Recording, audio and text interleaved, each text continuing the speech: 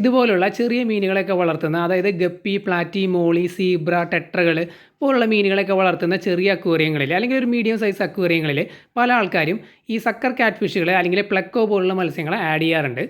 പല ആൾക്കാരും ഈ ഒരു മീനിനെ ആഡ് ചെയ്യുന്നതിൻ്റെ പ്രധാന ഉദ്ദേശം എന്താണെന്ന് വെച്ച് കഴിഞ്ഞാൽ ഈ അക്വേറിയത്തിൻ്റെ ഗ്ലാസ്സിലുള്ള ആൽഗെ ഇത് ക്ലീൻ ചെയ്യാറുണ്ട്. ഫുഡായിട്ട് കഴിക്കുകയാണ് ചെയ്യുന്നത്. അപ്പോൾ അതിൻ്റെ ഭാഗമായിട്ട് അത് ക്ലീൻ ആവാറുണ്ട്. അതുപോലെ തന്നെ നമ്മൾ മീനുകൾക്ക് ഫീഡ് ചെയ്യുന്ന എന്തെങ്കിലും പെല്ലറ്റ് ഫുഡിൻ്റെ വേസ്റ്റോ കാര്യങ്ങളോ ഒക്കെ അടിയിൽ കിടക്കുന്നുണ്ടെങ്കിൽ അതും ഇത് കഴിക്കാറുണ്ട്. പിന്നെ പ്ലാന്റ് മാറ്റർ, അതായത് പ്ലാന്റിൻ്റെ എന്തെങ്കിലും വേസ്റ്റ്, അതുപോലെ തന്നെ മീനുകളൊക്കെ എന്തെങ്കിലും ചത്ത് കിടക്കുന്നുണ്ടെങ്കിൽ, നോൺ വെജ് ഐറ്റംസ് എന്തെങ്കിലുമൊക്കെ ഉണ്ടെന്നുണ്ടെങ്കിൽ ഈ മീൻ കഴിച്ച് അത് ക്ലീൻ ചെയ്യാറുണ്ട്. ആൽഗെ ഇത് നല്ല രീതിയിൽ കഴിക്കും. പക്ഷേ പ്ലാന്റ് മാറ്റർ എത്രത്തോളം കഴിക്കും എന്നുള്ളത് നമുക്ക് ക്ലിയർ ആയിട്ട് കഴിക്കും. പക്ഷേ നമുക്ക് 100% ഉറപ്പ് പറയാൻ പറ്റില്ല. കാരണം ഈ ഒരു മീൻ കഴിച്ച് ശീലിച്ച് ചിലപ്പോൾ പെല്ലറ്റ് ഫുഡ്, നോൺ വെജ് പോലെ അല്ലെങ്കിൽ അത്തരത്തിലുള്ള സംഭവങ്ങളാണ് കൂടുതലും അതിനെയായിരിക്കും ഡിപ്പെൻഡ് ചെയ്യുന്നത് ഫുഡായിട്ട്. അല്ലാന്നുണ്ടെങ്കിൽ ജനറലായിട്ട് പറയുകയാണെന്നുണ്ടെങ്കിൽ ഇത്തരം സംഭവങ്ങളൊക്കെ ഇത് കഴിക്കാറുണ്ട്. അല്ലാതെ മീനുകളുടെ വേസ്റ്റ് കഴിക്കുക എന്നുള്ളൊരു തെറ്റിദ്ധാരണ പല ആൾക്കാർക്കും ഉണ്ട്. അതായത് മീനുകൾ പ്രൊഡ്യൂസ് ചെയ്യുന്ന വേസ്റ്റ് അതൊരിക്കലും ഈ മീൻ കഴിക്കാറില്ല. അപ്പോൾ നമ്മളിവിടെ ഡിസ്കസ് ചെയ്യുന്നത് എന്താണെന്ന് വെച്ച് കഴിഞ്ഞാൽ ഈ മീനിനെ ഇതുപോലുള്ള ചെറിയ മീനുകൾ കിടക്കുന്ന അക്വേറിയത്തിൽ ആഡ് ചെയ്യുന്നത് നല്ലതാണോ പൊട്ടയാണോ എന്നുള്ളതാണ്. അപ്പോൾ എൻ്റെ ഒരു അഭിപ്രായത്തിൽ ഇത് ആഡ് ചെയ്യുന്നത് കൊണ്ട് ഗുണങ്ങളുണ്ട് എങ്കിൽ പോലും ഞാൻ റെക്കമെൻഡ് ചെയ്യുന്നത് ഇതിനെ ആഡ് ചെയ്യാതിരിക്കുക എന്നുള്ളതാണ്. ഇപ്പോൾ എന്നോട് ചോദിക്കുകയാണ് പേഴ്സണലി ഇത്തരം അക്വേറിയങ്ങളിൽ ഞാൻ സക്കർ കാറ്റ് ഫിഷിനെ ആഡ് ചെയ്യുമോ എന്ന് ചോദിച്ചാൽ ഞാൻ ആഡ് ചെയ്യില്ല എന്ന് തന്നെയാണ് എൻ്റെ ഉത്തരം. എന്നാൽ ഇതിനെ ആഡ് ചെയ്യുന്നത് കൊണ്ട് തെറ്റുണ്ടോ എന്ന് ചോദിച്ചു കഴിഞ്ഞാൽ തെറ്റില്ല എന്ന് തന്നെയാണ്. അത് ഓരോരുത്തരുടെ ഇഷ്ടമനുസരിച്ച് ചെയ്യാം. ഇപ്പോൾ ഈ ഒരു അക്വേറിയത്തിൻ്റെ സൈസ് എന്ന് പറയുന്നത് 2 അടി നീളം, 1 അടി വീതി, 1.5 അടി ഹൈറ്റാണ്. ഈ ഇരിക്കുന്ന 2 അക്വേറിയങ്ങളുടെയും ഡയമെൻഷൻ എന്ന് പറയുന്നത് ഇതാണ്.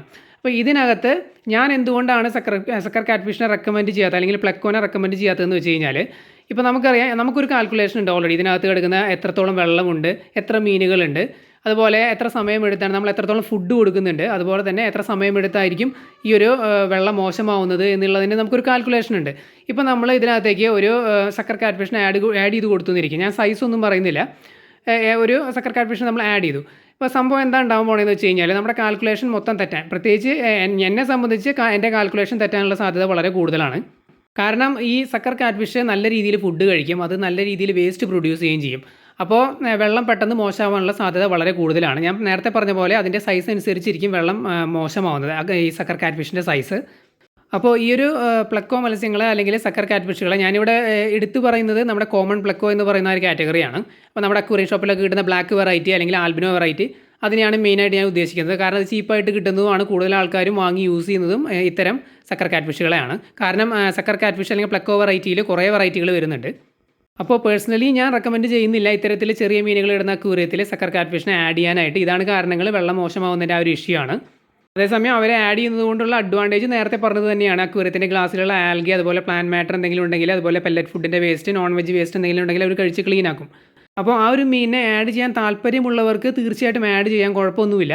പക്ഷേ ശ്രദ്ധിക്കേണ്ട കുറച്ച് കാര്യങ്ങൾ അതെന്താണെന്ന് വെച്ച് കഴിഞ്ഞാൽ, ഇതുപോലുള്ള ചെറിയ അക്വേറിയങ്ങളിൽ സൈസാണ് വളരെ ഇമ്പോർട്ടൻറ്റ്. അതായത് തീരെ ചെറിയ സൈസിനെ അക്വേറിയം ഷോപ്പിൽ നിന്ന് വാങ്ങാനായിട്ട് കിട്ടും.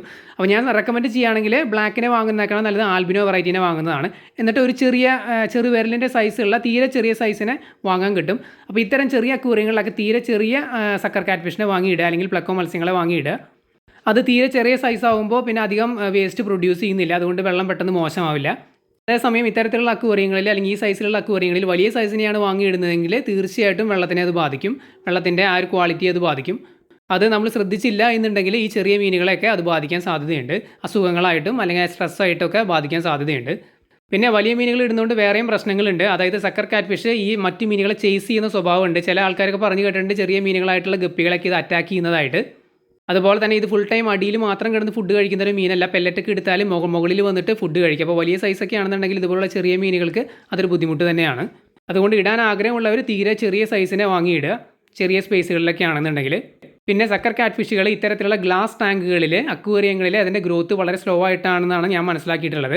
കൂടുതലും നല്ല ഗ്രോത്ത് കിട്ടുന്നത് ഈ ഔട്ട്ഡോർ ടാങ്കുകളിൽ ആൽഗെ വാട്ടറിലൊക്കെ ഇടുമ്പോഴാണ്.